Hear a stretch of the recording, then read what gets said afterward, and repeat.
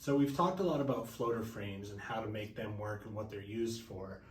They're often made to make paintings feel a little bit more casual, but still finished and not unframed on the wall. In this case, we're going to look at sort of a combination between the traditional frames and the floater frames. This being a traditional frame with what's called a rabbet or a lip on the inside that covers part of the painting.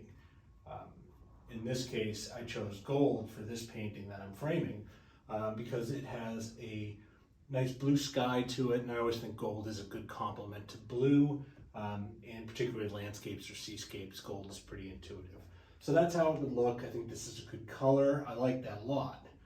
Let's take a look at some options for floater frames as well. Here's what you'd expect to see from a floater frame. It's a beautiful cherry with a little bit of an orangey finish to it, which will again be a complement to a lot of the blue in the painting.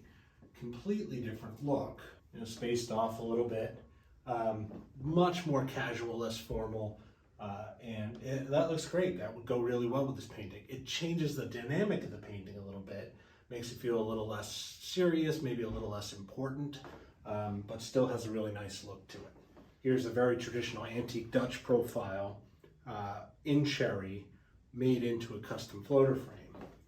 Also would be a really nice look. Again, kind of blending the two. You still get the dimensionality of the painting, the depth of the painting. You're treating it like a dimensional object, not a two-dimensional object. It still has mass, which I really like, but you're getting a little bit more of a size that is a good reflection for what you'd expect to see of a frame on a painting like this. Again, the color is really nice. I still personally prefer the gold, but this is a really nice combination of the two. Another option would be to take a frame like this, the aesthetic of it, the shape of it, profile, color, the gold leaf, and have a custom floater frame made, which we can do with a lot of the frames that we have here. So what I'm going to show you next is what we ended up with.